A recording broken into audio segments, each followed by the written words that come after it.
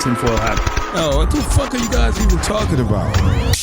Global controls will have to be imposed, and a world governing body will be created to enforce them. Welcome to Tinfoil Hat. We go deep, homeboy. Aaron, open your mind. Drink from the fountain of knowledge. There's lizard people everywhere. That's some interdimensional shit. Wake up, Aaron. This is only the beginning. Dude, you just blew my mind. Are you ready to get your mind blown? Yeah, dude. I mean, it's pretty crazy. Now we got these new fires over here, and so nuts. Yeah, every time I refresh my screen, it's like it started at 5,000. Now it's 6,000 acres, 8,000 acres. Now I think. Where's this at? Because I can't even see the smoke. I went outside to walk. Oh, dude, you can't see the smoke. It's like crazy, dude. Yeah. It's like Kasey. Crazy. I just saw the smoke. Honestly, when I went to LAX and I picked up because there were fires starting on each side of the freeway on the 605. When I was on the way, I hit the 605 and the 105. Really? And as soon as I got on the 105, there were two fires burning on either side of the freeway. Damn. It very strange, man. So that I don't know where that potentially could spread, but either way, you know, it's strange how much, like, you look at where these fires have kind of sparked up, and once again, like, it's kind of been established that arsonists have largely been responsible by the way. 100%. Right? And Not it goes only that, I think they created them. I guess they just hold on. My bad. Let's dive into this. So we're saying it's arson, and then Xavier Guerrero goes, and they think they created it. What do you mean by that? Very malicious people know now that if they start a fire and there's wind, it can create a big ass problem. Like they just not that they create it on purpose. Just figure that out. Is that what you're thinking? Yeah, very malicious people. Where do you think they started from? Like if all of a sudden homeless people that they already hate their lives, they're like, well, fuck it. It's like a trend. It's like a trend. It's trendy for homeless people now. Yeah, it's just that's what I'm saying. Not that we created them like in a lab, but it's just like it gave someone a thought. Like, oh, there's wind. They can start a fire. It's dry. Fuck their house. I already don't have a house. It's just very I don't know, very devilish shit that's going on in my eyes. Yeah. I think that's what you described was an arsonist. That's a long way to funny. go. You see a lot of the videos you've seen are of homeless people trying to start fires just like on the sidewalk, like who clearly don't get the concept of fuel. You know? Yeah. Like, I saw a couple I drove around with a bat and... looking for them. I have a bat and a glove because I want my kids to learn. Oh, did you get the glove finally? I got it because my kids are learning T-ball. You know, and we're ready to go, dog. You're really trying to raise some lesbians, aren't you, Sam?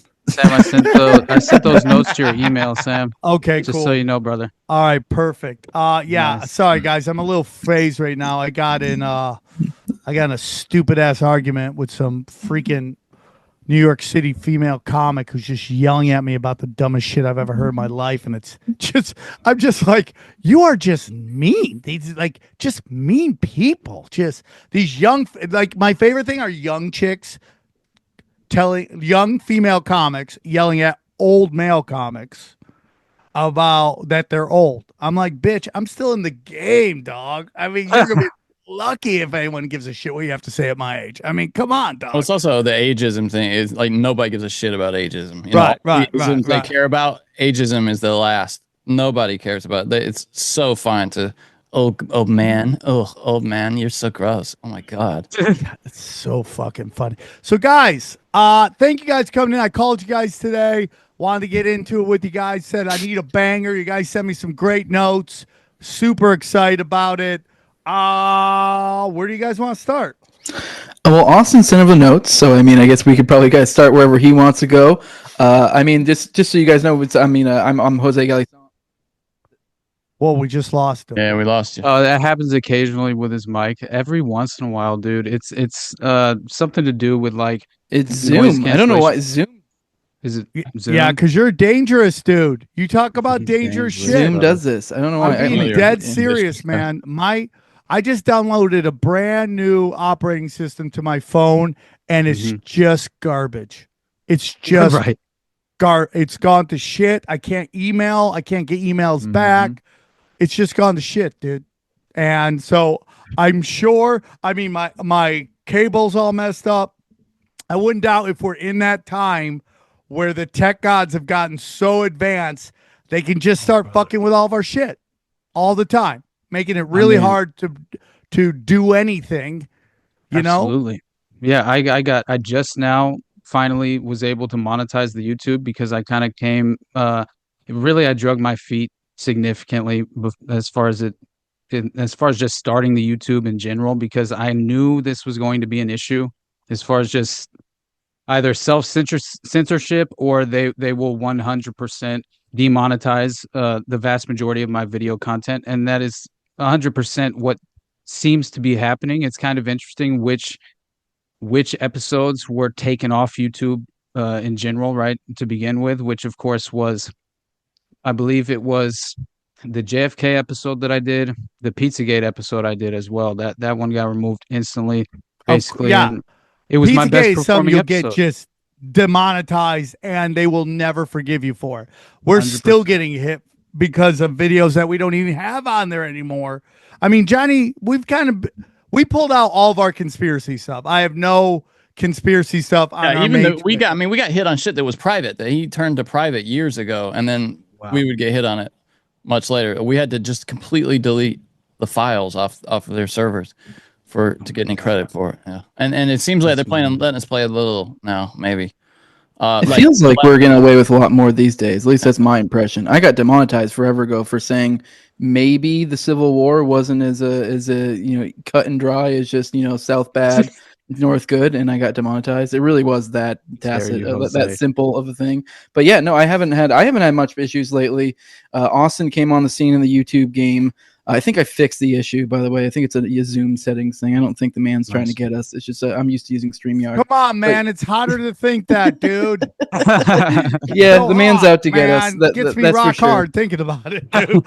These guys we're all coming shadow after banned. us. But yeah, me and Austin started up a show not too long ago. Me and him, obviously, we have two separate podcasts, but 2/3 of our shit is kind of joined together. We're doing a daily show these days where we've been doing like 5 to 7 days a week.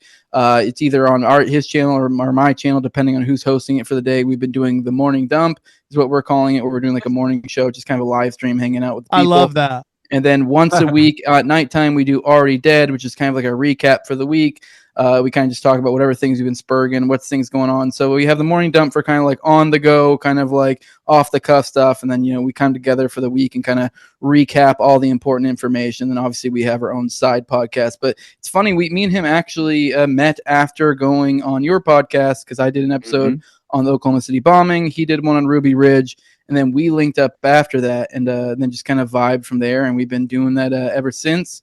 For those who are interested, the morning show is every day at 10 a.m. Eastern, roughly, give or take. It's either on my show, No Way Jose, or on his show, on his video platforms. It also goes out to our RSS feeds, or the Underclass podcast. You can follow either; it'll show up there. And then for the Already Dead, it goes out to both our platforms as well. And that's Tuesday at 9:30 p.m. Eastern. And you were on there not too long ago, Sam. It's a fun time. We have a good time. But it's the motif of that show. It's called Already Dead. It's kind of playing off the idea of like suicided individuals, because that's the kind of content me and Austin tend to gravitate towards. Sounds fun. I kind of cut my teeth on the Terrence Yeeki story, which is kind of like what brought me into Oklahoma City bombing. I've kind of become like known as becoming like the Oklahoma City bombing guy, and then specifically a suicided individual within there. And there's other suicide individuals, even just in the Oklahoma City bombing. It just seems to be a common theme, and we thought it'd be I don't know. We have a pretty dope intro that kind of ties into it as well. That we're pretty proud of. All right, so he's Jose Galison. Galison, not a real name. And then Austin Wade Picard is, I've said before, he's one of the best researchers in the game. Thank you, brother. All of their links will be below in the show notes. So if you want to support them, please do. And we want to welcome everybody to the show live from the Wise Wolf Gold and Silver Studios. If you go to samtripoli.gold, use the promo code TINFOIL, you can get in the Precious Metals game for as little as $50 a month. So go check that out. Support people who support the show. I appreciate you guys showing up, man. I wanted to do an emergency show with you guys. Totally appreciate. Sometimes we do a little dangerous shows, and we have to let them sit by themselves. And then we want to do, and even though what you guys are going to talk about is dangerous, it's not as dangerous as some of the stuff, which is good too. We on this show, we want everybody to be heard, and we just have to, make sure everybody associated with the show is okay with it. And so that's why we called you guys in, and I appreciate you guys stepping up and coming. So where do you guys want? Oh yeah, real quick. If you want, I want to thank everybody from who went and saw me in Batavia this weekend. Thank you guys so much. Go SamTripoli.com. Got some great dates coming here. Columbus, Ohio, February. I'm at the Funny Bone with Eddie Bravo on February 6th. The 7th, I'm at Pottstown, PA at Soul Joel's. And then at Morris, I'm at the Dojo of Comedy on the 8th. So go check that out in the end of the month. I'm at the Phoenix, the House of Comedy in Phoenix. So yeah, that's it, guys. So where do we want to start? Man, there are plenty of places we could begin, honestly, because talk about Psyops season, brother. Right? Feeling surrounded by spooks in every direction you turn. It truly feels that way. And Jose and I have been really talking about how it essentially feels as if, there's been a concerted effort deliberately to infiltrate and oversaturate the alternative media landscape in more ways than one. And I think that's very much coming to fruition. It's a sort of modern mockingbird technique, I think.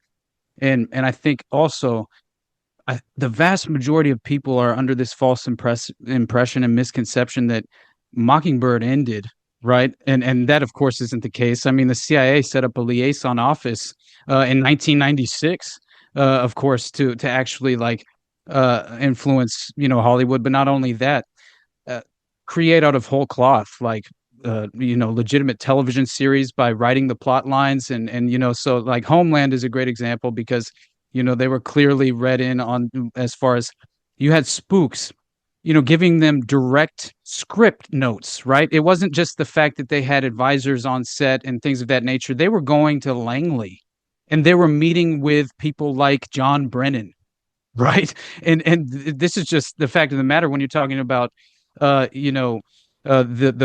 writers and the actors, right? What was it Claire Danes, is that her name? The actress that was on there. She was on Colbert, and she was discussing, and he just shut that down real quick, dude. Johnny, I don't know if we'll get dinged. We're not on anything that can ding us. Can you look up her on Colbert? And she gets shut down. She's talking about the CIA, how they worked with the intelligence agencies on Homeland. Dude, he shuts it down real quick. Dude. Did anybody watch the show? It's actually, the first season is pretty good. Show. Yeah, it's a great show. Good because they're working with spooks. Yeah, that's why it's good. What's the most surprising thing that they've told you about their jobs, or something you would need to know? Well, every year it's different, right? We've been at it for a while, and the climate has changed. But this year it was all about the distrust between the administration and the intelligence world, and the intelligence community was suddenly kind of allying itself with journalists, which usually they're not. How long ago did you start shooting this season? There we go. See, dude, she just he just shut that down. 100%.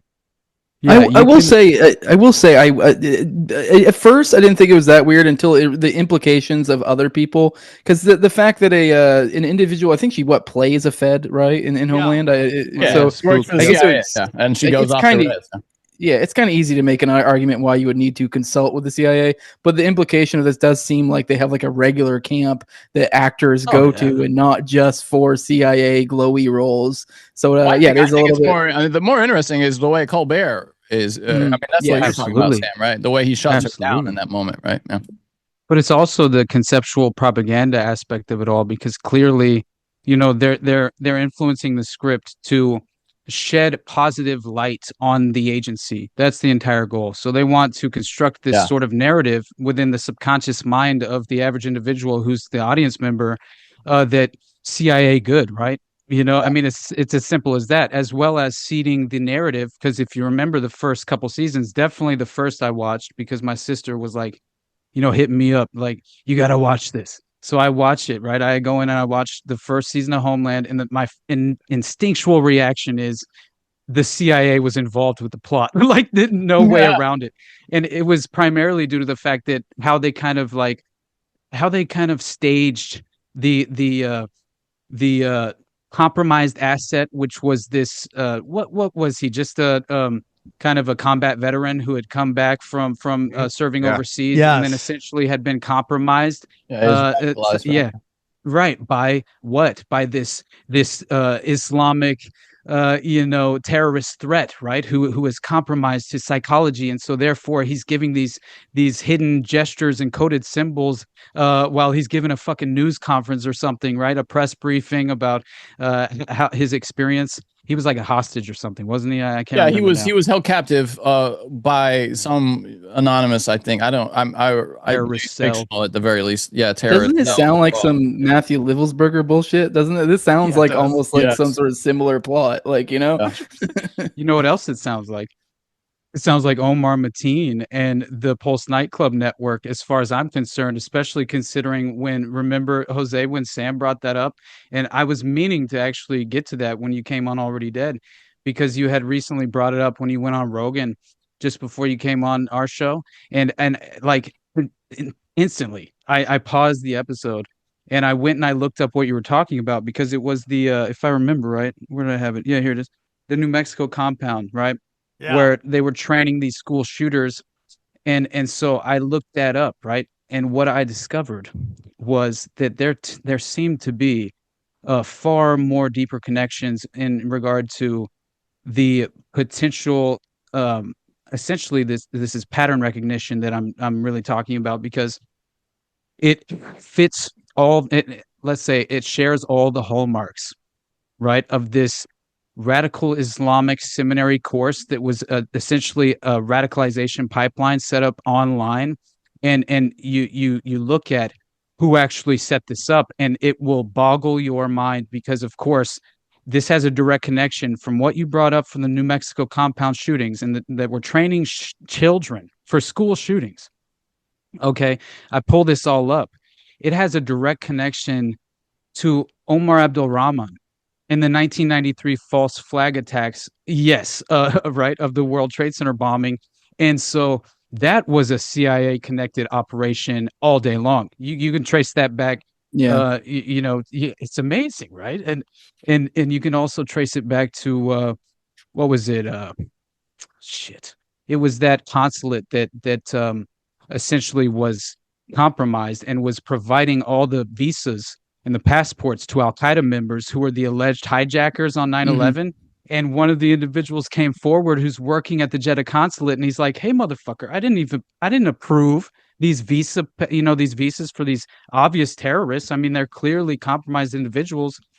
And then the higher up authorities come in and say that the CIA, of course, like you have the CIA authorities who came down from the top, the brass, who said, keep your mouth shut if you know what's good for you, effectively. And of course, he whistle blew and essentially lost his career after the fact. And he wrote an entire book. I remember, because I covered that in the 9/11 episode, that Jeddah consulate connection, because again, it's just like, it's so crazy, dude. Isn't it, brother? It's so everything is so connected. And like John Brennan, in any other time, he would be seen as a fucking traitor, and he would be brought to the the guillotine, dude. But today he has he's a talking head on MSNBC or CNN. It is unbelievable. The belief that he was Muslim because he was allowed into Mecca, which you're not allowed in unless you are Islamic. Okay. He goes in there, he meets with them, and again, we had Jay Dyer on, and Jay Dyer basically breaks down that, like, when they talk about the Saudis involved with 9/11, that it is basically British intelligence, which to me is why you see so many American businesses working with the Saudis right now, like I know they have money, but if we really hated them, right? If we like really hate them the way we hate the Russians, and if like Laura Chen took money from the Saudis, we would still see her gorgeous face making content, right? She is just like disappeared. But because she took Russian Tonight money, which most of us would, because that's a lot of money, and I love what Russian Tonight did. They do great work. Okay. Russian Dude, she's gone. She's gone. RTU. That's so crazy. Yep. Real quick, the crypto markets are on fire. I'm in it to win it. And if you want to get into it, there's no better place to go than our good friend James McMahon and Copy My Crypto. Let me tell you about Copy My Crypto. Guys, it has to piss you off to watch crypto fly up in prices for a decade and you still done nothing. Okay, it makes sense. Crypto is complicated and it's really boring. Well, here's the good news. You don't have to know a thing about crypto to make the money like so many have. The CopyMyCrypto.com membership site shows you the exact cryptos that YouTuber James McMahon personally owns, which means you just got to copy him. It's like having a big brother who knows what he's doing. You don't need to know a thing about crypto or how to invest. You simply just copy along. So let me tell you about James. He runs the Crypto with James YouTube channel, which has over 50,000 subscribers. In the summer of 2020, he told his viewers to buy 26 cryptos. Had you put $100 into each one, it went on to be worth over $123,000. Of the 26 cryptos, his top pick, the one he singled out called Phantom, went up 692 times from when he said, okay, that one call alone retired a number of people, including guys in their 20s and 30s. Remember, this is public knowledge. You can go to YouTube and verify this yourself. So if you'd like to join the 2,800 members who copy James, then pause what you're doing right now and head over to copymycrypto.com/TFH. Okay, that's copymycrypto.com/TFH. That's TFH. You're not only find proof of everything I said, but my viewers get full access for just $1. Yes, you've missed out on Bitcoin, or you can keep buying some, okay? But there's over 2 million other cryptos. Do you really think you've missed out on all of them? Guys, don't waste any time. Go to the site and read it, okay? Once again, that's copymycrypto.com/TFH. It ended money worries for so many, it may just do the same for you. Hey guys, real quick, I want to tell you about our good friends at Select Quote. Listen, there are so many things in life we just never get around to, okay? Taking up that hobby, cleaning out the garage, little things that really don't make a huge difference in our lives. Yet there's one thing that most of us have probably been neglecting that can have a huge impact on our family's future. It's life insurance. And with Select Quote, getting her covered with the right policy for you is easier and more affordable than you may think. Select Quote is one of America's leading insurance brokers with nearly 40 years of experience, helping more than 2 million customers find more than $700 billion in coverage since 1985. Other life insurance brokers offer impersonal, one-size-fits-all policies that may cost you more and cover you less, while Select Quote's licensed insurance agents work for you to tailor a life insurance policy for your individual needs in as little as 15 minutes.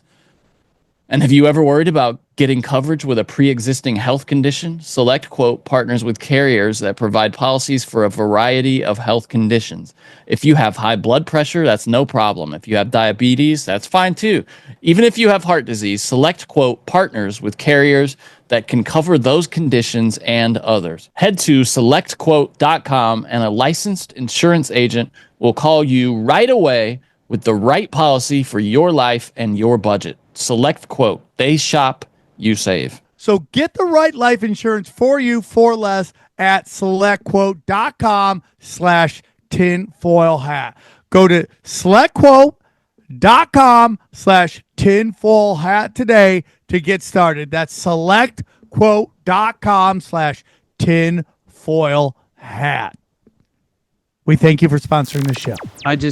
Man, when you look at all these various connections that tie into what essentially is, it seems to be an international sort of private intelligence network, right? Like an That's very octopus? covert and clandestine in nature. With many arms. 100%, man. But Yeah. but what is so astonishing about the New Mexico compound that you had mentioned is the fact that the 5 defendants was Abdul Ghani Wahaj was the original, right? And then Siraj Wahaj was the father. And so basically a boy's remains were found at this compound and police said that although it is not yet clear, this is of course original accounting of the case, whether the remains are those of 4-year-old Abdul Ghani, and then later of course it's confirmed that it was the 4-year-old Abdul Ghani, but essentially this child Abdul Ghani Wahaj was 4 years old and found dead at this compound, and he was apparently kidnapped by his father Siraj Wahaj. And so 5 defendants were involved in this case. And Wahaj, his sisters, Haraj Wahaj and Subhana Wahaj, who are thought to be the children's mothers. And then Lucas Morton and Janie LaVille were each arraigned in New Mexico as well, and in a courtroom on 11 counts of child abuse related to the neglect and abuse of the children. But it gets very interesting, because what you come to find out is that the 5 who pled not guilty, of course, they were given originally a public defender, and then all of a sudden some strange, just of course the public defender doesn't stand up, and it seems to have been some sort of federal involvement in what also tends to always fit this pattern of the federal cover-up, right? And man, that falls perfectly in place with the Delphi murders that I've just covered recently with William Ramsey, which will blow your mind, because there's all these occult connotations to Odinism and effectively they off the fucking Fed. Like, that's the biggest thing that stands out about that. They off the Fed in that story, the Delphi murders. A Fed got offed and the Fed stepped away and just let it fly. And that's where it went. Yeah, that's really all you need to know about the Delphi story, is be like, what the hell? Like, a Fed got offed, and then they just were like, oh, I guess we got to leave that be then. No, you're like, what is going on here? Story? You haven't heard of the Delphi murders, brother? No. This is actually relevant, and it is very much something that is current as well, because if you consider Richard Allen, who was the alleged perpetrator, because what the fundamental basics of the case are, there were murders of Abigail Williams and Liberty German, all right? And this all occurred in Delphi, Indiana, and it's known now as the Delphi murders, and it occurred February 13th, 2017.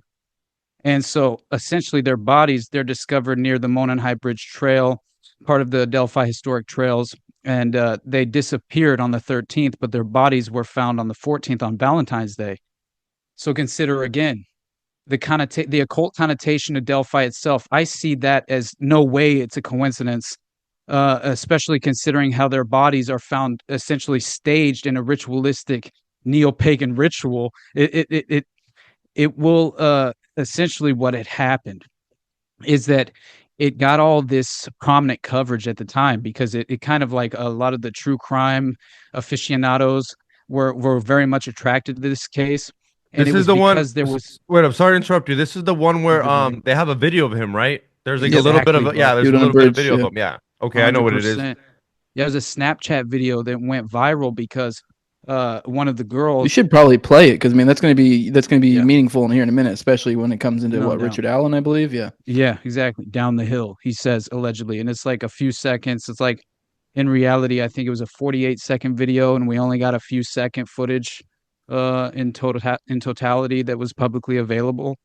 But yeah, my God, like what essentially, I think what should be understood, first of all, is how I was kind of introduced to this, because Jose and we had William Ramsey on, and he introduced me to the Hosanna Church scandal. All right. And I was unaware that was kind of like the influence, kind of a very, primary influencing factor to the first original season of True Detective, right? With McConaughey and Woody Harrelson. And I felt like that first season was one of the standalone, one of the greatest television series I've ever watched in my life. And I felt like it kind of introduced, right? And it kind of introduced just the valuable conceptual framework that's so necessary to understand when you, and it was before like a lot of Pizzagate stuff came out. So afterwards you kind of go back, you see all this symbolism, you see all this stuff, you know, it's super creepy. Look, here's a video. Here's a video that it's an old man, right? It's this one, right? Yep. Ah, crap. So crazy, dude. I would kill this guy if it was my daughter. Right. I would find him and kill him. They're not playing. To skip ahead, it's Richard Allen is the one a lot of people think it is, or is that the one that's the Patsy? I forget. Well, there's the one that looks a lot like Patsy, him, for sure. That had Odinist connections, and it doesn't let you play it. Don't worry about. So, the pedo one, he looks just like the video. He's a pedo, has Odinist connections, but then they're focused on the other guy. I forget the names. If Richard Allen's a Patsy or if he's the pedo. Yeah, Richard Allen is, in my mind, and I believe there's enough evidence as far as. Once you go into the memorandum, there's a 126-page memorandum that explains all of this in detail. And I believe I know the names of the individual perpetrators who were involved. And I also think I know. Go ahead and play it with sound. Hold on. So what are we watching right now? So one of the girls captured on her phone a video of the attacker. That was one of the last things they found on the phone. It was a Snapchat post. Hold on. So this is her video and he's walking towards them? Yeah, it's like this girl's. I would kill this motherfucker. Imagine there's these two girls on a bridge and they see a creepy man coming at them. So their first instinct is, let me catch it on Snapchat, and then they capture it and then they're gone. That's the last thing they got of the girls. How we enhanced the video, adjusting color, size, angle, and more to create a usable image for investigators. In fact, one of the women who was on the trail that day told jurors, "I immediately knew when I saw that photo that was the man I saw on the bridge." She and two other women who say they saw Bridge Guy on the trails just before the murders testified Tuesday afternoon. All of them described Bridge Guy in much the same way: larger or taller, in his 20s or 30s, muscular, with a boyish or youthful appearance. And some said he had brown, poofy hair. But those descriptions do not match Richard Allen's, who is not tall or muscular and was in his mid-40s at the time of the murders. Also today, jurors saw... Dude, no. So here's the issue here. There are two sketches of the perpetrator, the alleged perpetrator. All right? One of them looks like Justin Bieber. Like when he was young, right? And essentially what you have to understand is this is in the framework of the context of this Snapchat profile that goes by Anthony_shots, and his real name was Kagan Klein. All right. And this motherfucker is spending 40 years in the penitentiary for child pornography now after the fact. So his home was raided by the feds within 3 days of the Delphi murders. All right. And that's another thing that's very important. And what I think, what I think this proves what this proves to be is some sort of modern day procurement method that's been sophisticated to where it's very much kind of like within the 76409A sort of digital grooming sort of framework. Right. And so they're utilizing Snapchat and Instagram to seduce young girls into providing their addresses and pictures of themselves. I'm telling you. And so this individual, I believe, was just one of I think he was the procurement method for the ritual murder by the Villander group. That's what I believe occurred. So they get a cute guy to get these young girls to show up. What's crazy? You look up Kagan Klein. Kagan Klein looks like it's like that Jimmy Savile effect. You pull up the picture, you're like, that motherfucker did it. Right? Like you're like 100%. And so you pull up the picture, and there's something else that's very important to understand. He had also, there were other girls that he had this profile Kagan Klein was behind, the Anthony_shots. He was using a picture of a fake picture of a young male model who resembled Justin Bieber. It was a real person. And the feds and investigators later, officially confirmed that it was not this individual behind the Snapchat profile. It was the Kagan Klein. And what had happened was he had poached those pictures, put them on his Snapchat profile to lure in the young girls. And then he was also providing like this false lifestyle that he was, pushing to the public, which was also a seduction aspect of luring them in. And that was, of course, like he had exotic cars and he had, he was living this, very wealthy lifestyle is essentially what he was portraying. And it was just another way to lure them in. And so what's very interesting is that one of the girls affiliated with that Anthony_shots profile had, within 24 hours of providing her address to that account, a man in a mask appeared outside of her bedroom window. What? Yes. So what I think potentially could have happened is that they were lured to the Monon High Bridge Trail by the Anthony_shots Snapchat profile. And the reason that she was on Snapchat taking that video was maybe even, hey, we're here at the meeting place, that who knows, right? But that's a potential reality that we have to at least consider, as far as I'm concerned, especially after reading through the court documents and the memorandum itself and understanding what had really happened to the defense that were attempting to represent Richard Allen, the alleged perpetrator, which that whole thing, absolutely not when it comes to his guilt, right? So they're both in jail, but the one guy isn't in jail for this. He's in jail for kiddie porn. Exactly. Unrelated, allegedly. Unbelievable. Yeah, but it's crazy. But Jose, you remember you had mentioned the federal investigator who had been effectively executed. Yes. And basically, I'm just like throwing all this shit at you, brother. I'm sorry, man. It's so this is fired. I mean, sad fire. Right.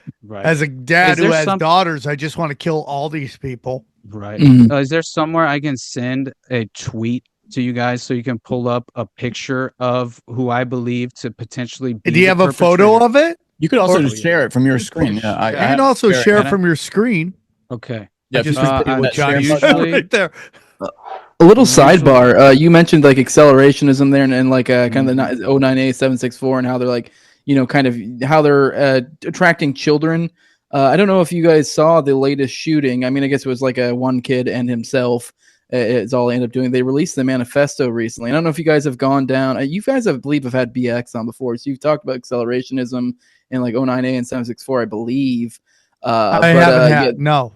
Oh, I thought you had. Okay, whatever. Maybe you had. I'd recommend you having her on for this topic. But let's go. Yeah, this guy, the latest shooter looks like he might be coming from like an accelerationist bent. You read that manifesto that just dropped, and it really is just like almost incomprehensible. It's literally just like almost written in a way just to offend, and it's just kind of ridiculous. Like, I mean, don't get me wrong. I'm one of the Tower Gang guys, so I'm not one who gets offended. I love Tower Gang. So I'm just saying, like, it literally is just saying stuff just with the intent to offend. You can read it. I mean, I don't know if you want to read it. It literally drops the N-bomb like literally probably every 10 what words. Are you trying to get me rock hard? Listen. Yeah, right. I mean, get you bricked up, dog. So hold on. So what is the accelerant? Tell me about this, because you're saying things that I haven't heard before. Let me hear about this. Accelerationism. Like I said, this is definitely more BX's realm. This is what the kind of where she specialized. But this is just been this thing, kind of a methodology, I guess would be a way to put it, that's kind of been moving with certain circles. It runs a lot in like Satanism type online. It's like a young Zoomer type thing is kind of the vibe.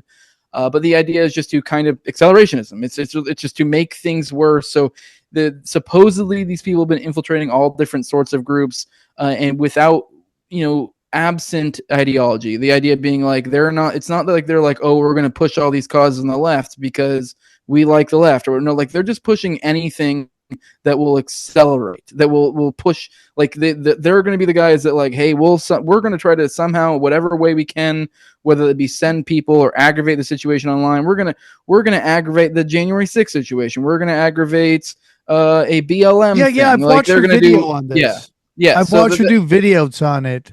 Mm-hmm. For the purpose, what is she saying the purpose is? It's just, I guess, disaffect. I mean, obviously she may have different things, but I would guess probably disaffected chaos, young just people, as much chaos as possible. Yeah, a lot of these are disaffected young kids, and it's kind of this hurt people thing, especially with like the 09A 764 thing. Like the 764 is literally, as Austin was mentioning, it's this online group of kids that's like got Satanism aesthetic, and to some extent it might actually be legit. It's in the idea is that these are young kids that are on like, I don't know, Roblox or all the different. I mean, I'm not really a tech savvy guy. So I don't know the different things. They're all in these different chat rooms that the kids hang out on, and then they will get them, or these say like self-harm type chat rooms or whatever. They'll find people like young girls that are depressed or whatever. They'll say, oh, I'm here for you. Like, oh, you should cut yourself. You should cut my name on you. And then then now it's like, oh, now I have a photo of you where you cut yourself. I mean, it'd be a real shame if your dad found about this. You should send me more. And so then now it's like kind of this tumble gets worse. And what you got to think, though, this is generational. So like this has been going on for a while. So the sad thing about this situation, you see all these arrests that have been coming in recently for a lot of these 764 guys. A lot of them are in like the 17 to early 20 range or whatever. So they're just young adults. And so they kind of came up in this. So they were like 12, 13, 14 at one point. And they likely probably had someone who did something similar to them. And then they did the same thing. So it's kind of this, I don't know what I struggle to wrap my head around that kind of desperation or hopelessness. I mean, luckily, I guess. Have you seen any of the videos of like on YouTube where they catch a predator? Like it's some of them, like I mean, obviously they're piece of shits, but you kind of like, oh, dude, this guy fucking, he's young. Like you're like, damn, this fool, they'll catch like a 21-year-old, which is still a piece of shit, but it's not like, yo, go, yeah, you're right, Johnny, to death. But you just watch the video and sometimes you're like, man, and then it just they seem autistic. Yeah, they seem like so many of these guys that are being caught, like at a Walmart. Like one dude wasn't. The weirdest one I ever saw was this little gay twink guy who's trying to meet up with like some underage, and his parents drove him there. It was like the weirdest thing I've ever seen in my life. Oh, that's so strange. It's so strange, and he was like super defiant. Like he had no clue how deep he was in trouble, and he was just. What was the age gap? What was it? Was it like a significant? Was he like 19? Like I think the kid that they were role playing as was like 15, and this kid looked like he was maybe 23, 20. That's not cool. Yeah.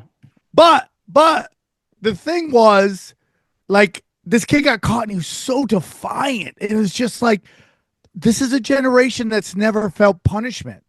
They don't understand that, like, you can't just emotionally force your way out of situations, and it was just very weird. So I watch all these guys that get busted by these pedo hunters, and I again, like Xavier said, fuck these guys, but they do seem like they're on the spectrum and they have no clue what how to interact with people normally. Like they're still forgiving them. Like they're still trying to get away with it when they know they're fucked, and they're still kind of like, well, I didn't really send that out, and they're like, dude, he has all the proof.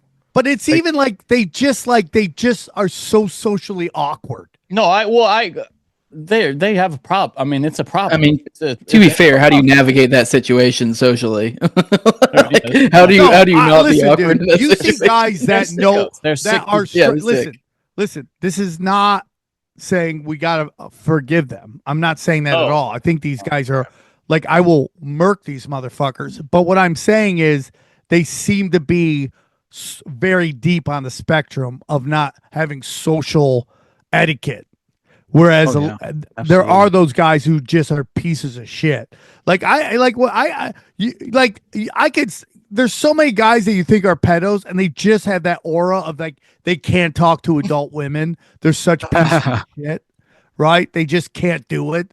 So they're just pieces of shit. And these guys that get busted, they're pieces of shit. I'm just saying they seem to be on the spectrum. They seem to have zero social etiquette or skills or anything like that. Yeah, that's all I'm saying.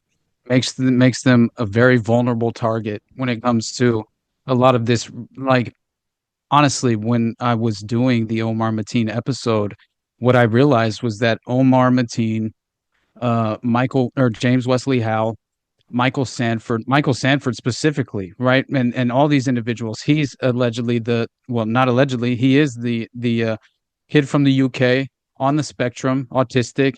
He was lured into this radicalization ideological pipeline right online. He was targeted specifically because of his vulnerabilities. And then also, what inevitably took place is that he's lured down to the Treasure Island Hotel and Casino Resort in Vegas. And this is in 2016. This is during the election year, right? Between Hillary and Trump. And it's during a Trump campaign rally, campaign event. He's having this at the Treasure Island, I believe, the Treasure Island Resort Casino. And essentially what happens is this Michael Sanford, young kid from the UK who's on the spectrum, it attempts to grab the service revolver of one of the Metropolitan Police in Vegas and use it to assassinate Donald Trump. People don't realize it, but those are free. Those are free, guys. You can take free. The service revolver. But yeah, so he grabs it, he gets wrestled to the ground, and what he tells the authorities is that he was grabbing the service revolver in an attempt to assassinate Donald Trump. And in my mind, you know, first of all, I was unaware that ever even took place. I didn't even know that happened. And until I was doing the research and investigating the Omar Mateen Pulse nightclub shooting, because Omar Mateen, if you listen to the whole police recording, he's talking to this hostage negotiator effectively because he's keeping hostages locked in the bathroom in the Pulse nightclub, and he's telling them about additional shooters on buildings outside. And oh yes, it's amazing because honestly, what James Wesley Howell, who at the very same day, okay, in 2016, when Omar Mateen lights up the Pulse nightclub, James Wesley Howell drives over to the Los Angeles Pride Parade for the LGBTQ community with an arsenal in his truck and pipe bombs ready to set. I remember that story. Yeah, man. So he gets apprehended, right? And you know what happens when James Wesley Howell is apprehended?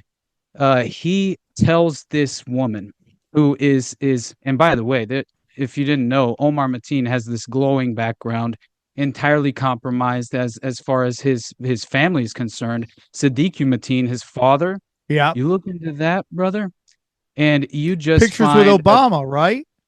Oh, he was at the Clinton rally, not far away, as close as possible to the Pulse nightclub shooting, just after the event, holding a Hillary Clinton campaign sign in support of her on the camera, positioned on the camera behind her in those spots where it's very obviously, been arranged seating, right?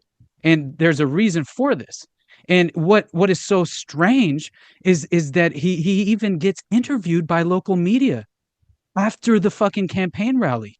And he gives this glowing statement about how much Donald Trump is this dangerous threat to the domestic United States, and that Hillary Clinton is really the plausible alternative. And then even mentions gun legislation, which instantly should raise red flags, especially 100%. When it's a McVeigh parallel all the way, dude. Like, this is what it feels like. Was really weird because do you guys remember like the footage from the local news where like somebody was carrying somebody and they were like he's dead or he's wounded, and then like they catch him setting him down, they both walk off. It's like the weirdest shit. And then because there was this whole time where like shooting was just everywhere, and you remember there was one bar here in LA, it was a country bar. And this is when I start to go, okay, nonlinear warfare. They're trying to cause us to fight with each other by giving us enough stuff for both times. And you remember when they say, oh, we got footage from inside the bar, and then you hear shots, but there's nobody in the bar. Right. There's nobody in the bar. And you're like, that's really weird, but that's done on purpose. So now the conspiracy theorists run off. Oh, dude, there's no one in the bar. There's a false flag. Then the gun safety people, they have their story. So we never come together ever. All these weird things. And if you even go back, another weird thing is the Pulse nightclub is connected to the Vegas shooting, in that the brother of the Vegas shooter that we're told, he has a PR agent. Oh, yeah. And the PR agent represents the gay bar. Oh my God! Stop it! I That's did not wild. know that. I gotta Represents write the this gay down, bar, buddy. and then right after that, he gets banged for kiddie porn. Mm. Oh yeah. That seemed to Wasn't be. it him and his brother got busted for kiddie porn or some shit like that, or both of them, like posthumously? Or am I wrong there? I know it was. I know it was his brother because what it seemed to be was that well, first, man, let me pull it up because honestly I remember that it was he was definitely the brother was kind of introducing this alternative theory interview, dude, it really was. It was very strange. But what I remember specifically was that it seemed to kind of fall within the framework. But here's the issue that I have is that there was Silkways airline, right, which is something that people are a little bit unaware of, which very much seems to have been not only a weapons trafficking operation, but also a potential sex trafficking operation where they could have also been trafficking young children, right? Because there seems to have been I think sorry not to cut you off, dude, but I think one thing we miss here is I think from that interview, I know I'm not assuming, obviously the audience hasn't watched it. I think there's an implication there. This is almost generational when it came here. Like, I don't know if you caught that, Austin. Oh, yeah. Because there's a component of that where he's talking about borrowing extensive amount of money from his mother, and then also his mother was like linked up with, I forget what specifically, I don't remember what company it was offhand, but potentially she was banging some CEO of some big fucking, like, I believe a military contract type corporation. So there was there's some weird shit going on there, and I want to say he did like patents for like aviation or some shit, something weird. But yeah, it's a weird story for sure. You got something else? No doubt, buddy. Yeah, I have again, I'm trying to pull it up. I should have had it ready already, but here we go.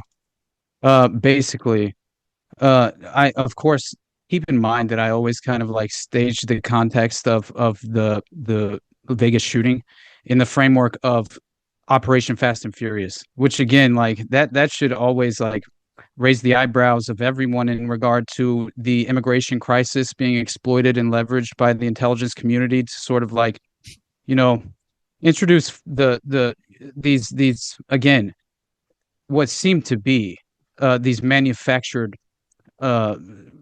they're really just misconceptions because they attempt to seed these deliberate psychological threats in the subconscious mind. And so we're consistently, you look at, like, let's say Sarah Adams and the Sean Ryan podcast are recent examples of this. Yeah, where I mean, we've been talking about that fool for a little while now, and again, reach is a great way to push this Mockingbird thing. And again, we've his whole thing, like, I'm hiding, I'm going in hiding. You'll never get me. And then he's like fighting with people on the internet in the comment section. Like, I thought you were in hiding, dude. Now you're getting all butthurt because everyone's saying you're controlled op because you had this fucking PE teaching looking lesbian chick on telling people if they question 9/11, they're helping the terror. I mean, like, come on, dude. Come on. Dude. I did want to take a second to point out, this is something I thought maybe we get into, because I think one of the notes we sent over was like, year of the psyop and all this shit going on. I think there is something too with all these cool vet bro operator types or whatever the fuck they are. It seems to be that somehow they're inserting themselves into like every fucking conspiratorial narrative right now. We were talking about the fires earlier. I almost I was very close to tongue in cheek mentioning how, like, obviously it was Al Qaeda. That was something that was brought up on the Sean Ryan show recently as a possibility. And then you have the Matthew Livelsberger thing. Dude? Wildfire jihad, Sam. Yeah, not even kidding. Yeah.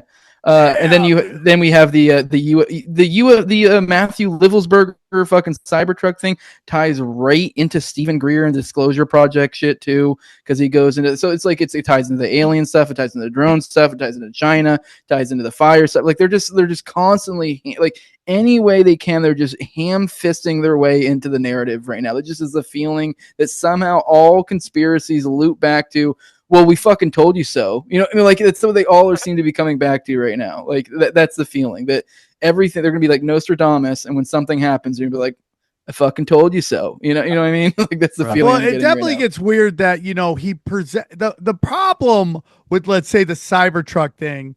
It wasn't necessarily that the email wasn't real, because it ended up being real, even though we saw squiggly lines and all that stuff, which means he probably copied and pasted it to something. But it's the presenting of the information as, oh, this is China, when in reality, it's like it's a Scooby-Doo every time. It's Scooby-Doo cartoon where we pull the mask. It's a Fed that gave information to a Fed that was presented by another Fed who then gave it to us. Yeah, it's always the intelligence agencies every time. Hey guys, real quick, I want to tell you about a real important issue to men, and that is hair loss. And guys, just because you lost your hair doesn't mean you can't get it back. Let me tell you about our good friends at Hims. Try Hims hair loss solution, and you'll be joining hundreds of thousands of subscribers who found their hair again. Okay. Hims provides you with convenient and quality access to a range of hair loss treatments that work all from the comfort of your couch. Hims makes treating hair loss simple with doctor-trusted options and clinically proven ingredients like finasteride and minoxidil that can regrow hair in as little as 3 to 6 months. Choose from personalized, chewable, oral, spray, and serum treatments to find what works best for you. The process is simple and 100% online, so there's never uncomfortable doctor visits to deal with. Answer a few questions, and a medical provider will determine if treatment is right for you. If prescribed, your treatment is sent directly to you, right to your door, for free. No insurance is needed, and one low price covers everything from treatments to ongoing care. Hims has hundreds of thousands of subscribers, and they can help you get your confidence back too with visibly thicker and fuller hair. Start your free online visit today at hims.com/tinfoil hat. That is HIMS.com/tinfoil hat for your personal hair loss treatment options. HIMS.com/tinfoil hat. Results vary based on studies of topical and oral minoxidil and finasteride. Prescription products require an online consultation and a healthcare provider who will determine if a prescription is appropriate. Restrictions apply. See website for full details and important safety information. And we thank Hims for sponsoring this show. It's basically become a choose your own reality simulation wherever you fall on the political spectrum ideologically. I think it's full spectrum dominance. It's kind of like this common theme we've been discussing on Already Dead, and as far as just, it seems as if there are these manufactured false narratives waiting in the wings, no matter where you fall on the political spectrum.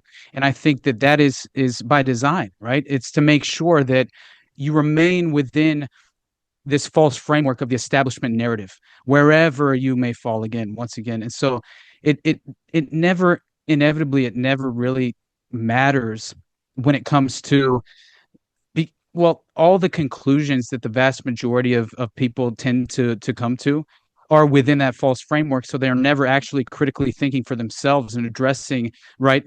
Like what I am consistently focused on is kind of the art of war, right? Know your enemy. And so my ultimate goal is we share a common enemy, brother, no matter where you are on the political spectrum. Is that really not clear and obvious by now? And the idea that, this isn't some sort of like modern serfdom, some type of essentially what David Icke likes to say, the gradual tiptoe toward totalitarianism. I mean, we're on that path. We've been on that path. And it's essentially been, I would say, what really has effectively taken place is that what's being ushered in at this very moment, you see the power standing tall behind Trump. As much as I want to remain hopeful and hope for the best at all times, I'm not offering up a black pill. I believe that you can find, liberty and sovereignty as an individual in your own life and try to maximize those qualities as much as you possibly can. And surround yourself with people who are worthwhile, worth spending your time with, that make you a better person, that drive you to, push forward in your life. That's kind of the best way we can kind of cope with the current state of reality in my mind. And as much as I don't like to put it in those terms, I'm very concerned. You see the $500 billion AI infrastructure plan being trotted out by Oracle and Larry Ellison, CIA. And again, this gets into something you sent to me, which is recycled propaganda, which is, here we go again, two people that have nothing to do with health. And, and I have my problems with our modern health industry, whether it's the pharmaceuticals or the way we deal with disease. I have major problems with that. But once again, we're having people who aren't doctors trying to tell us what health is. I mean, this Sam, what's his name again, Johnny? Sam Altman. Yeah. Stepping in about vaccines when this guy just got accused of murdering somebody and molesting his sister. Oh yeah, dude. Project Stargate, though, you guys. So like it's how can we not see the totalitarian technocratic state forming around us? Right. I mean, it's like we're ushering it through. It's a means of convenience, and it's something that I kind of like staged that narrative in my DARPA episode, because it's very obvious that LifeLog Project is Facebook. I mean, come on. How is anyone under the false impression that this wasn't a pass the keys to your cutout that you manufactured as the persona Zuckerberg, and you pass the keys of this brilliant genius and you pass it into the private sector, and you have plausible deniability. No longer it's this intelligence front. Yeah, I want to take a second for a little cautious optimism here. I mean, me and Austin actually got into this recently. I think this makes for good content, though. There's a slight bit of a disagreement. He's a little bit more black pilled on the Trump administration coming in, and I get it. I'm the same page, but there's been a recent development. To me and him were like pretty much neck and neck in the same spot there.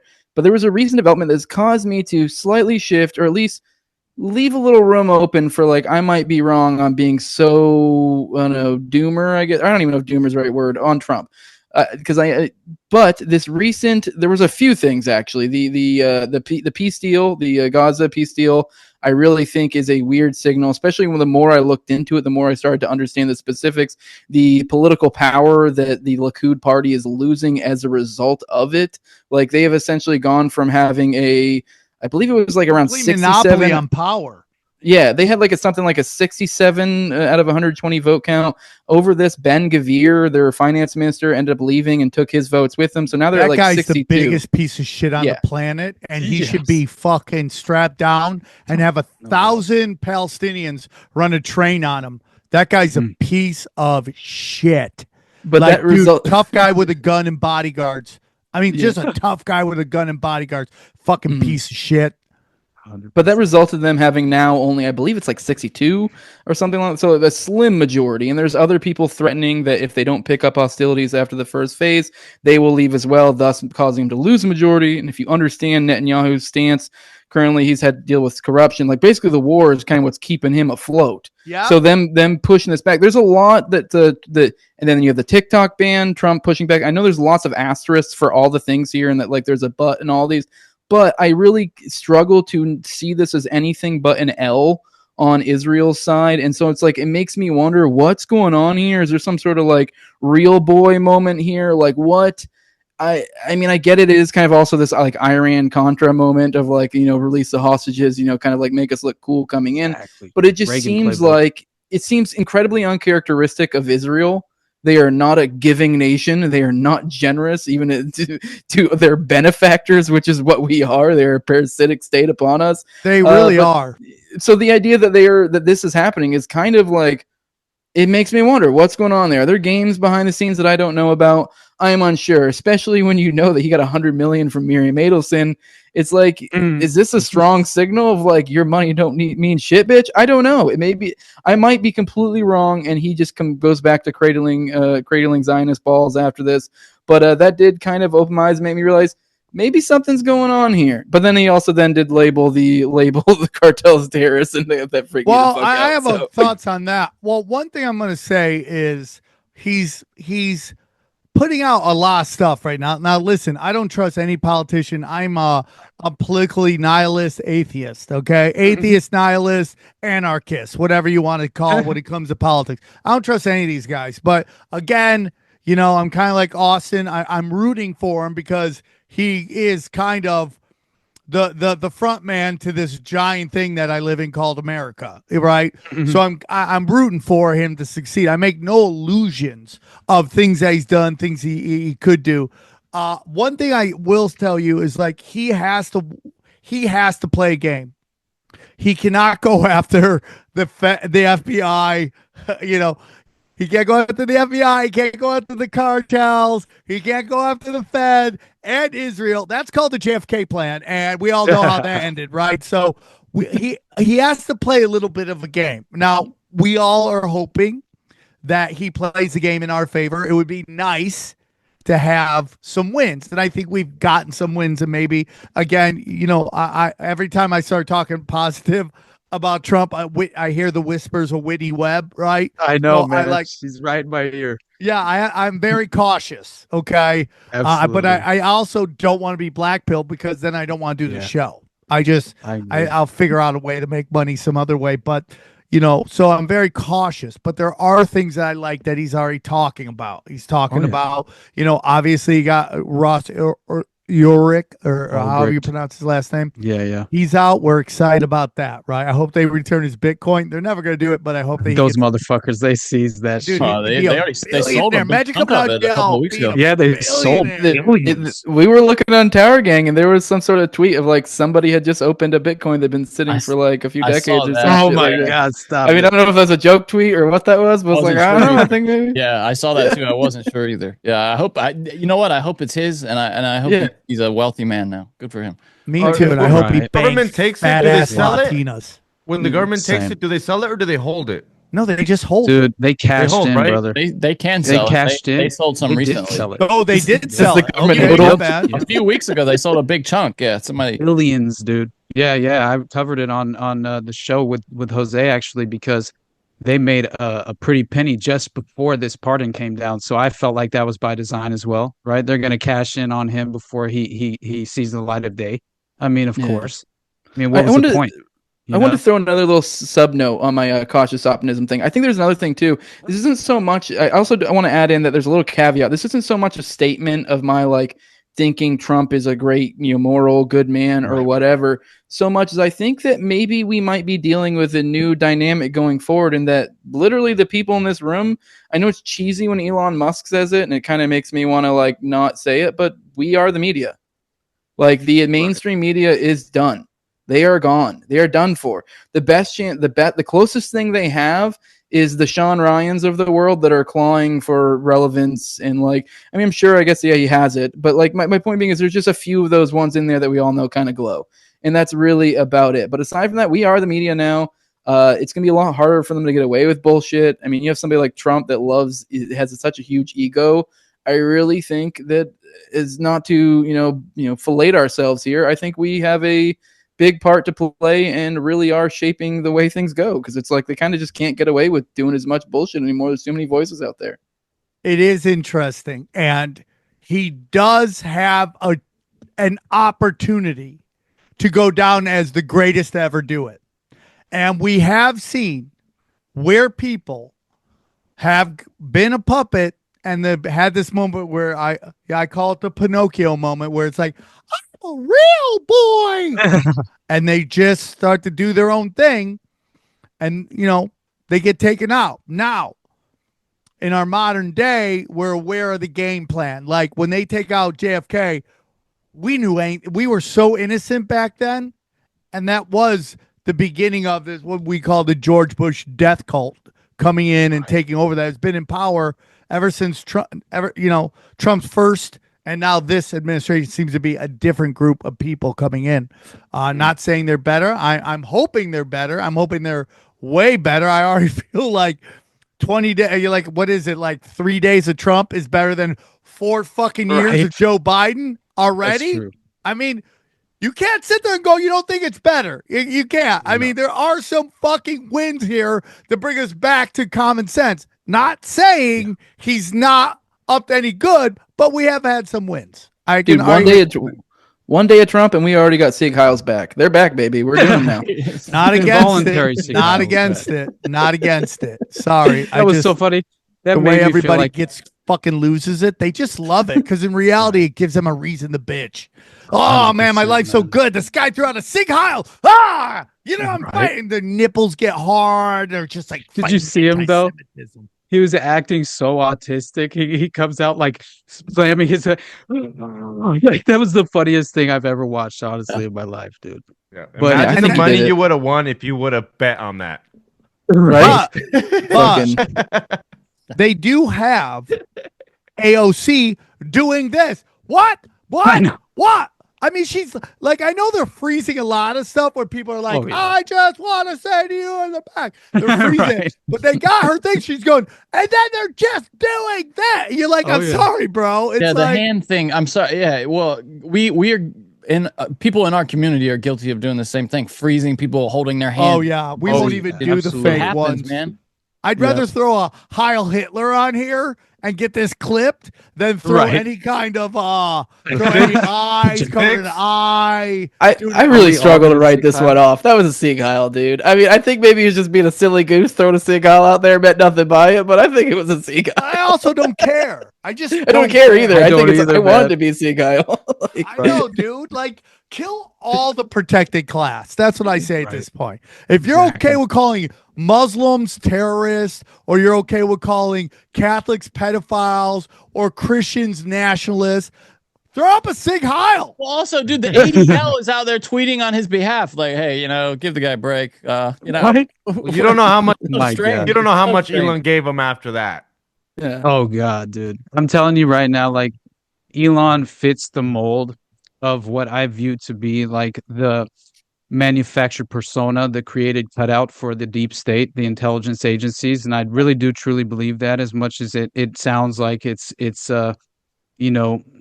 clearly well, would they have their cutout doing Sig Heils? Do you think, brother? I honestly think he's autistic to a certain extent. Like, I truly do. Really, like, that's what I mean, though. I tried to say that about these pedos. You all look like I was weird. I'm just telling you, these guys on the spectrum get retarded fast. Absolutely.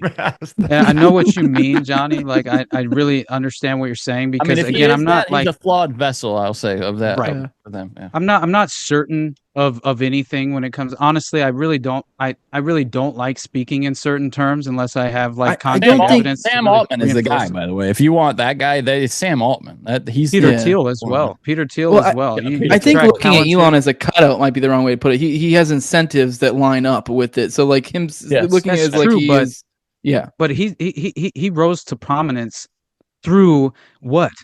I mean, the State Department. My point being is like looking at him as a future created. I mean, he could be created, but I think it's a mixture, a confluence of factors. It was the NDDS program and Total Information Awareness, the TIA, that was essentially led to this. All was being manufactured at the time, as far as the strategy itself within PATCON. Right, the Patriot conspiracy leading up to the OKC bombing. Total Information Awareness, TIA, was all a part of the rise of the DARPA, as far as just the realization essentially that they had a new frontier that they needed to conquer, essentially, right? And that was it.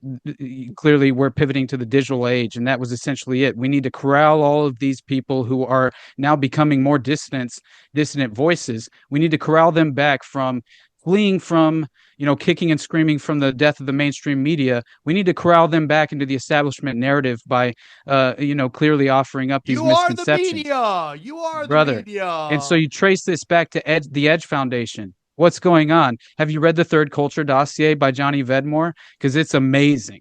And he actually killed it when it comes to when Jeffrey Epstein met Elon Musk.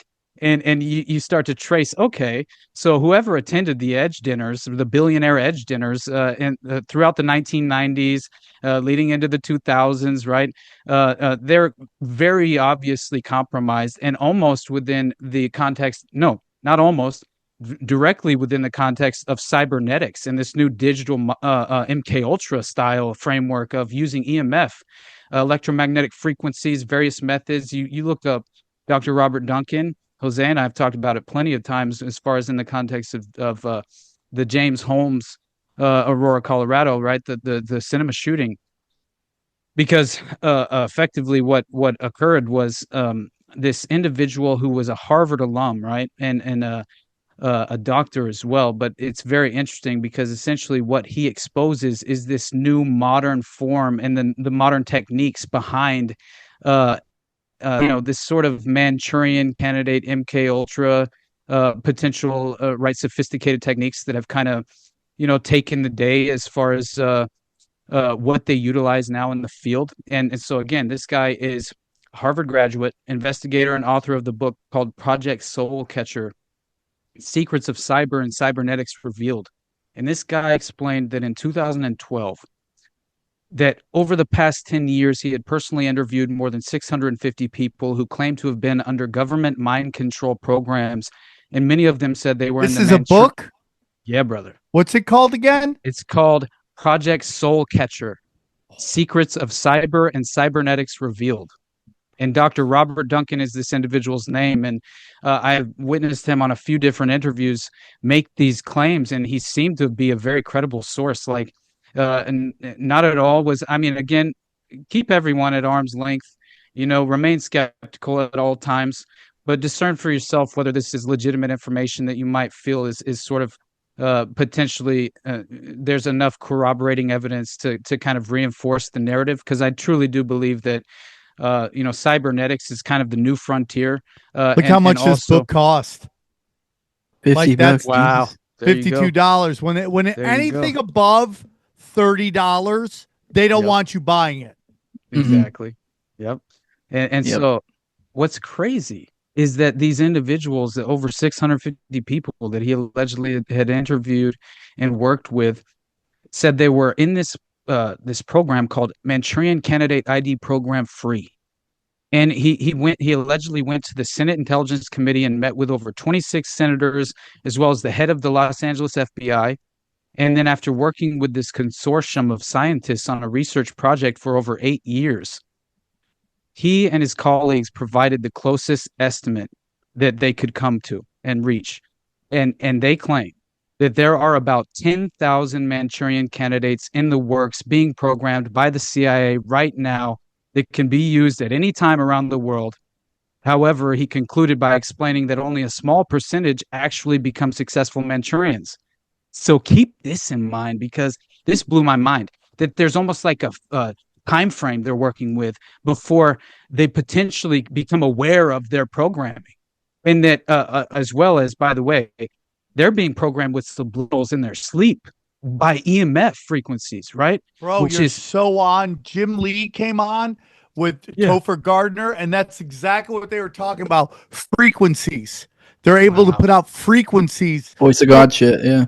Right. Exactly. So let's break it down.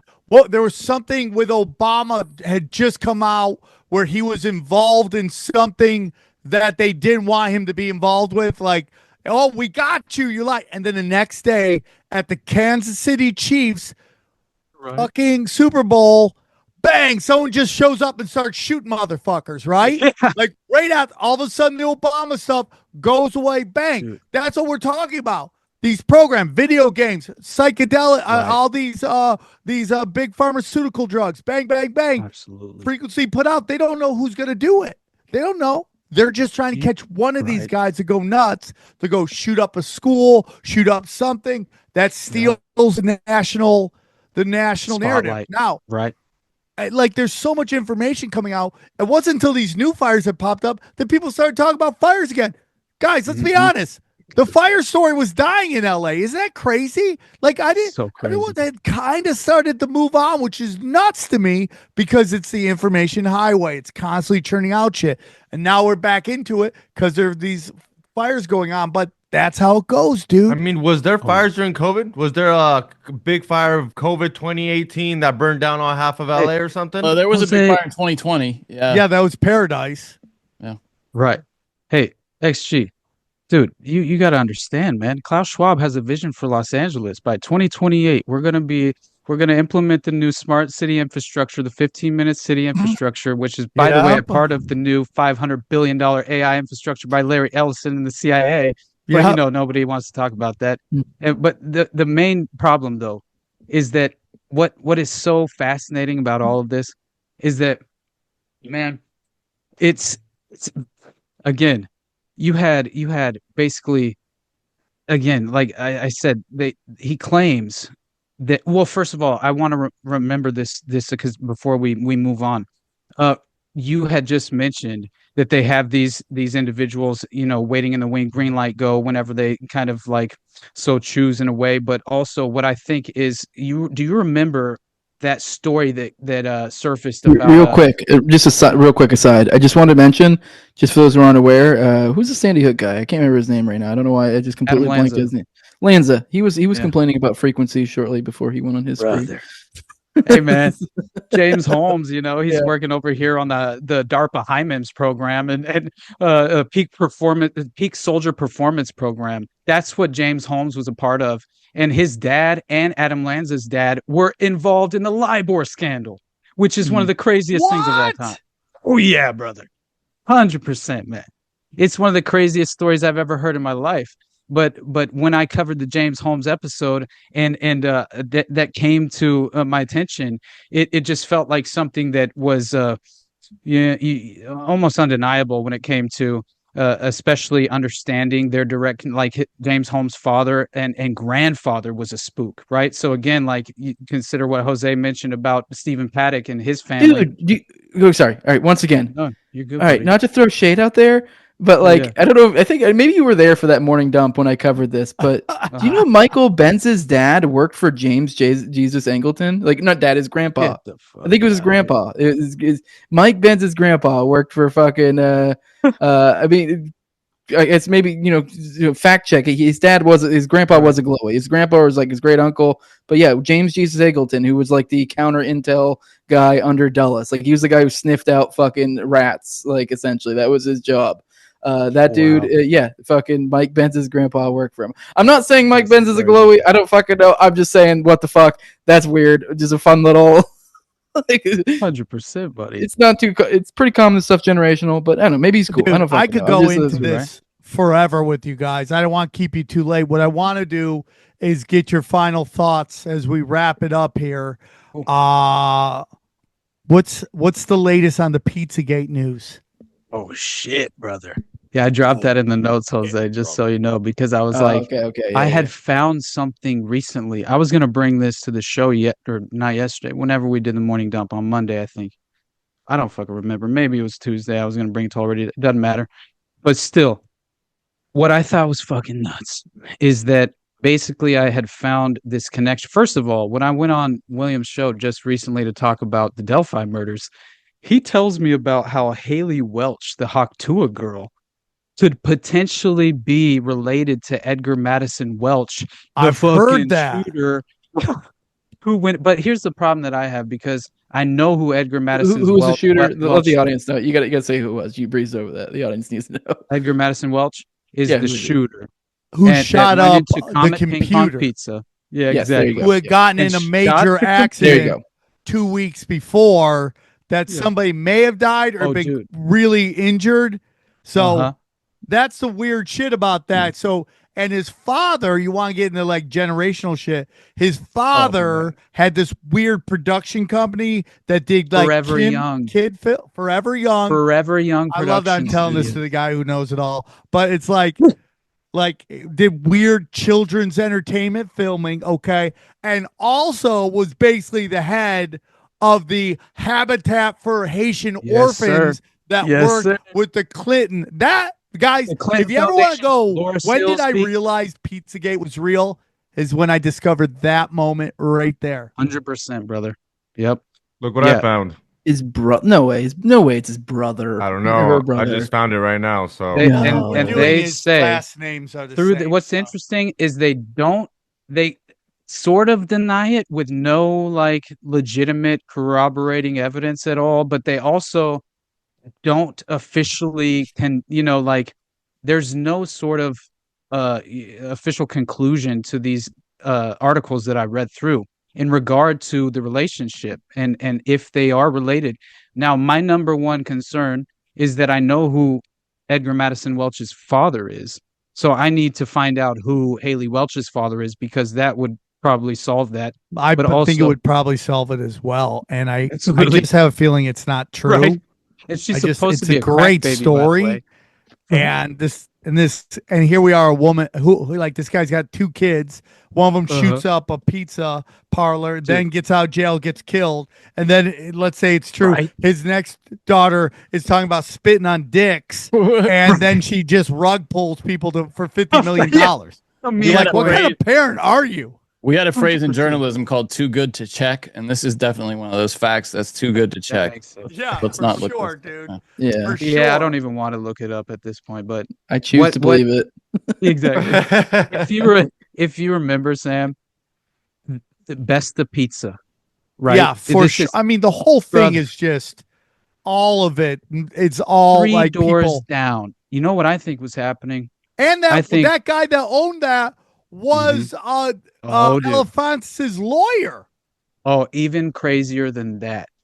So 3 doors down from Comet Ping Pong Pizza, of course, was this other pizza restaurant by the name of Besta Pizza. Now, Besta Pizza's logo happened to identically resemble the little boy lover pedophile code symbol based on the 2017 declassified FBI document that proved these coded symbols and the coded language that they operate in, like hot dogs, cheese pizza, walnut sauce, all this bullshit. Is it the triangle spiral thing? Is that the one that it was, or the one crooked one, right? Where it's little boy lover. The other one that's like more straight is actually just boy lover. And then in the little boy lover, I think it was the triangle too, because it was like spiral. that, then that. So it was definitely weird, and it's like, so I have a good friend of mine. He's done very well in Hollywood. He was like he was a tastemaker for a very long time, and he basically we had lunch one time, and he's like, "You don't believe in Pizzagate, do you?" Because he hates Donald Trump. He hates all that stuff. I'm fine with it. I have a lot of those people in my life, and I love that they are in my life.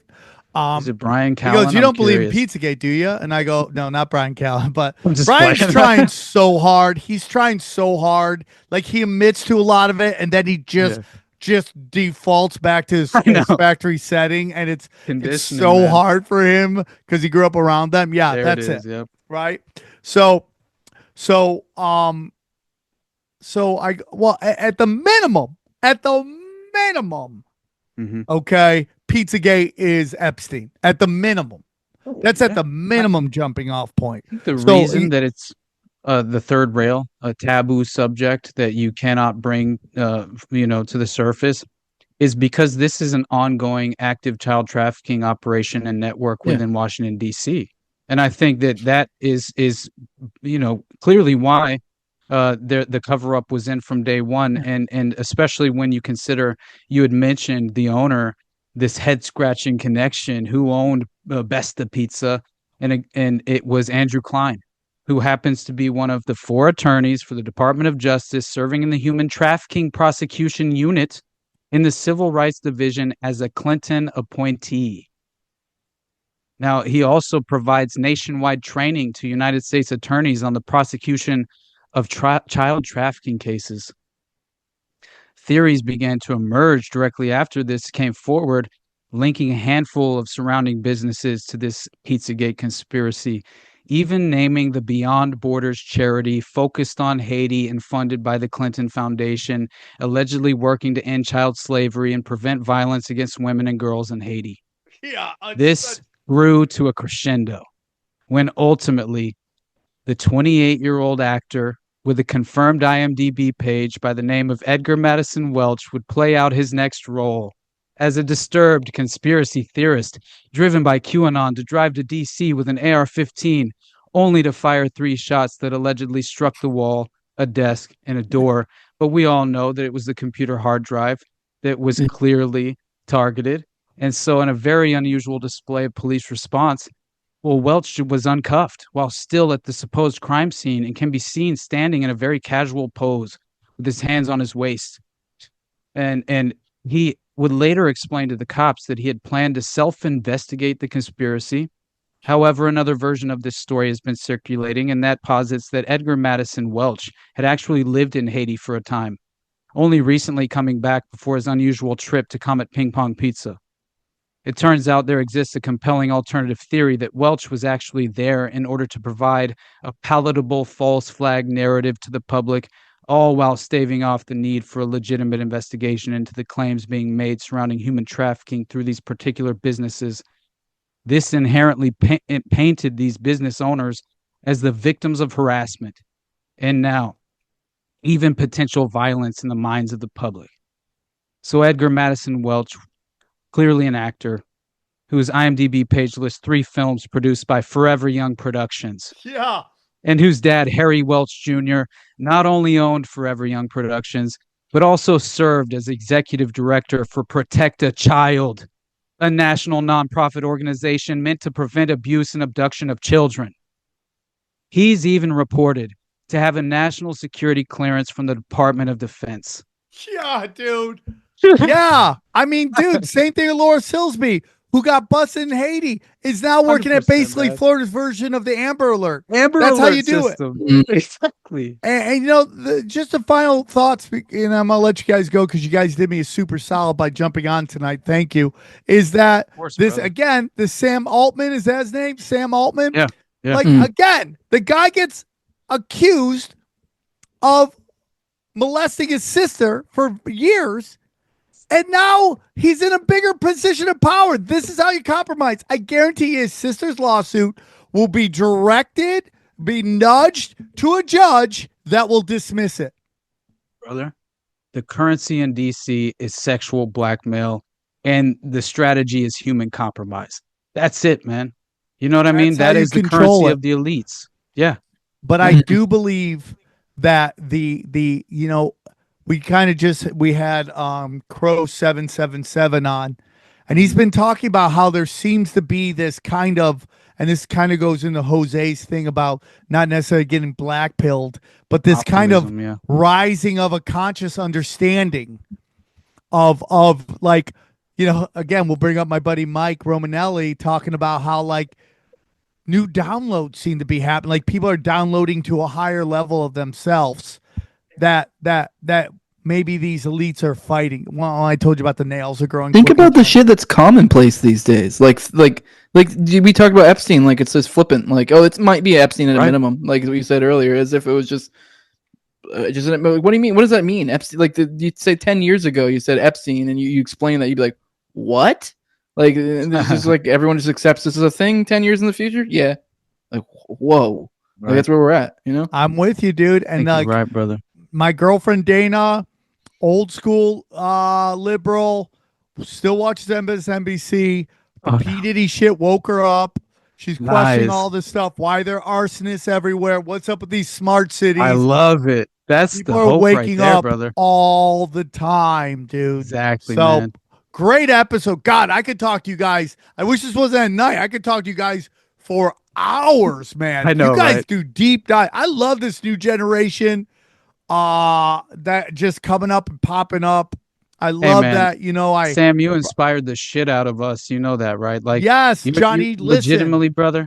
You like, as much as you want to, you know, minimize this, I swear, brother, like, you opened the door for me, man. You provided the opportunity for me, and I am forever grateful for that. I have nothing but love in my heart for you guys, man. Like, I honestly do. And I was, just so you know, genuinely, I've been a massive fan for years, and so it meant the world to me. And it was absolutely surreal when you allowed me on. That was my very first interview ever. I downloaded Zoom that fucking day, and ever since, you know, I've just been moving in the right direction, and I can't thank you enough, brother, because it means the world to me. And again, I love you guys, man. I got nothing but love in my heart for everybody here, whoever is in the audience. We are like-minded individuals, and my goal was to find my people. And I think that that's effectively happening. And I found people like Jose after that interview, and man, Jose's my brother now. I love him to death. And we're trying to build something together, and there's something so special and beautiful about that. How is there not hope? You know, like, how can you not? How could you be blackpilled? You know, when you're attempting to just better yourself on a daily basis and kind of reflect on what you're doing and who you are and your ideas in general, and remain objective and skeptical, because if we haven't been conditioned to understand that we cannot accept things at face value, then what the fuck have we learned, bro? You know? And so one last thing, I love you guys so much, and all I really want to say is that we tend not to understand or grasp this true underlying power structure that seems far too complicated and sophisticated for even the general public to kind of comprehend, right? And that's like my ultimate goal, is to kind of like investigate those areas of interest, whatever's passionately obsessing me at the time. Like I'm trying to answer the unanswerable questions for myself. And so I'm only trying to bring to the table what genuinely blows my mind, boggles my mind, and it truly kind of like reinforces the alternative narrative in a really credible manner. And so what I've witnessed over the course of this election season, I see it within the context of my own family. You see it kind of coming to this climax, right, with the transition of power taking place, everything that's kind of happened. Just this is natural. It's the political cycle, right? Well, you see the average person kind of fall victim to it, and again, it's people viciously defending these political actors, brother, over their closest friends, their closest families and relatives. You find them spitting venom like a snake, right? Like this is as far as just over an intentional facade. You know what I mean? And so it's if we can't really like acknowledge the fact that this has been unethically designed to disrupt our personal lives, you know what I mean? And for sure, really have us embrace very bad ideas. Right. It's just even when the fires had died down, they were just constantly telling you fires everywhere. 100%, dude. And I want to end on this: the fire jihadist. It's crazy that the fire jihadists are just totally helping the fucking BlackRock people. It's like exactly. It's so crazy. The land grabs. Jose, do you want to last thoughts and just both of you guys, real quick, give where they can find you? Yeah, well, I appreciate you having me on. Glad to be here. We do dangerous all the time over at our channel. Dangerous, dude. I love it. Barely even touched the limit of our dangerous. We had thrown out. We actually should be back here in about a month. We were going to talk about how Gladio is kind of like an everything conspiracy. It gets real dark. That's kind of where we hang out, chasing the child trafficking, drugs, all that sort of stuff. So. Duke Tro, the Duke Tro stuff. Yeah. We could go forever. It gets real dark. Man. All that stuff we were talking about at the end, Pizzagate. We'll tie that all into friggin' government kill squads, Gladio, all that. It'll be fun. So I look forward to that. I have the No Way Jose podcast. You can follow me on Twitter at TowerGangJose. People mostly know me probably for my OKC coverage. I got a great playlist of that, around 20 hours. I do the morning dump. Me or Austin does it, on my channel or on his channel, depending on who's hosting it for the day, or both. But we do that every day, 10 a.m. Eastern. So pop in for that. And then we try to do it on weekends as well. And then also we do Already Dead on Tuesdays at 9:30 p.m. Eastern. So that's where you can call it. It's a call-in show as well, so you can shoot the bull with us. And then, I put out content about weekly, about interviews. I mostly just, as you can tell by this episode, I mostly just, corral Austin's autism into a meaningful area. That's mostly what I do. I'm his handler. I'm Austin's handler. Oh, wow.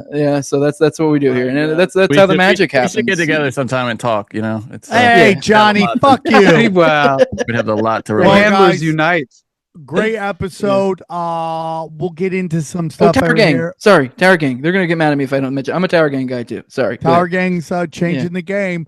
Mm-hmm. Tower Gang changed the game, dude. Fuck yeah. Zero fucks given. Inspired me to go harder in the paint. So I appreciate you guys. And let's get into these. Let's break it down and get in these highlights. Here's a clip from the latest Broken Sim. The one thing I want to say it's super funny is like. I was recently, this is how I haven't been able to tell the story on here, but after every comedy chaos, I like to go and grab a slice of pizza from Joe's Pizza. It's just a reward after going all night. Great place. So I don't know why this is the most hilarious thing, but I go in there. I always order 3 slices with mushroom. So I go there, I get in line, and dude, like we used to talk about Hollywood Boulevard, it is a human safari.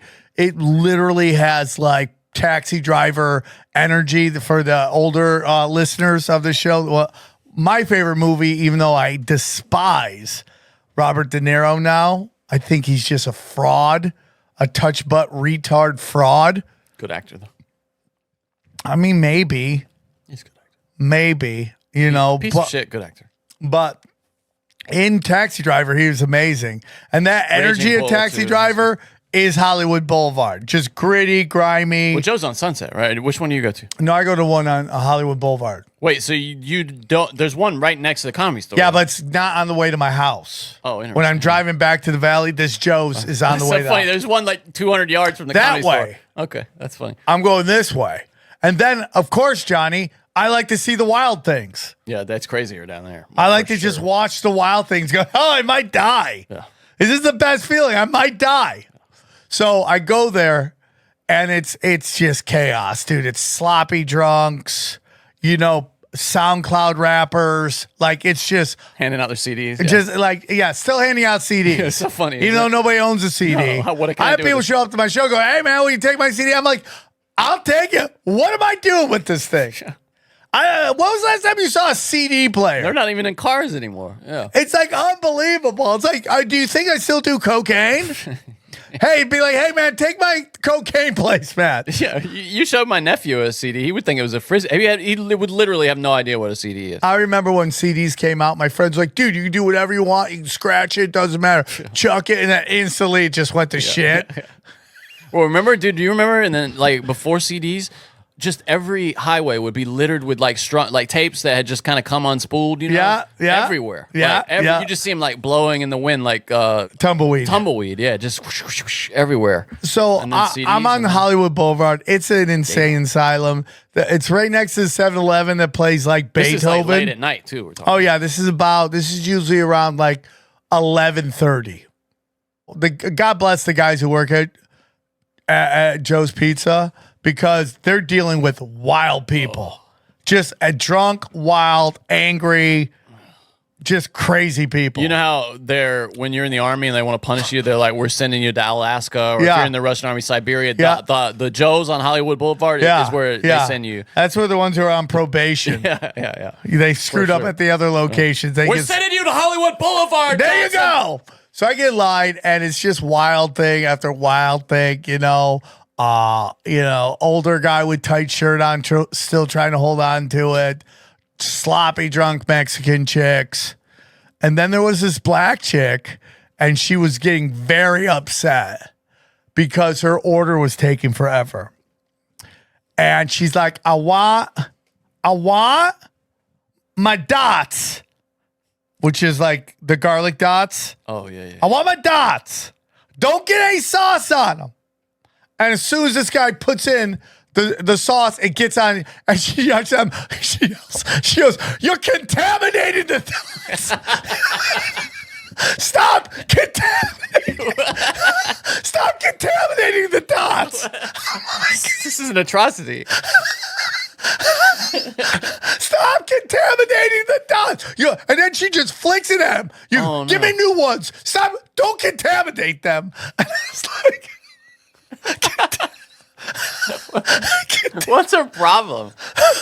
I mean, it's so weird because she wanted the sauce, but she didn't want the sauce to talk to the dots until she dipped them. Maybe it makes them soft or something. That's so fun. That's OCD, but that's a mental problem. But the word contaminating It's just, yeah. is like, It's OCD. It's almost perfect. It's totally wrong, Yeah, but it's almost perfect. it's an atrocity. That was an atrocity, Johnny. I got an atrocity. Oh, okay. Okay, I got an atrocity. Finally, we haven't had a good atrocity in a while. No, we haven't. Yeah, we have one on the call. We're bringing back calls, by the way. Oh, today. we're bringing back We're bringing calls, back finally. the calls.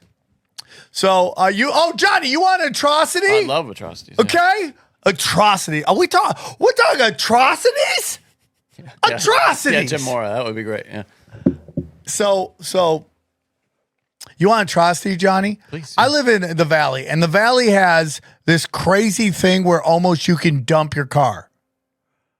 And it will sit there for a couple weeks, and we would have to call people. Like, we have to be like, this car's abandoned, and then they would get one. Where you live? All over the Valley, dude. People just leave their cars, right? I did that with my car one time. So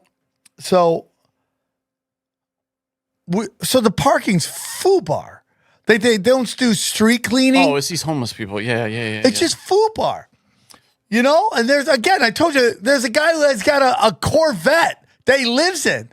Well, you know what? Someone explained this Corvette's like, I meant to get pussy, not be a homeless shelter. If you'd like to hear the rest of this episode, subscribe to Broken Simulation in your podcasting app or check us out at youtube.com/SamTripoli. We go deep, homeboy. Aaron, open your mind.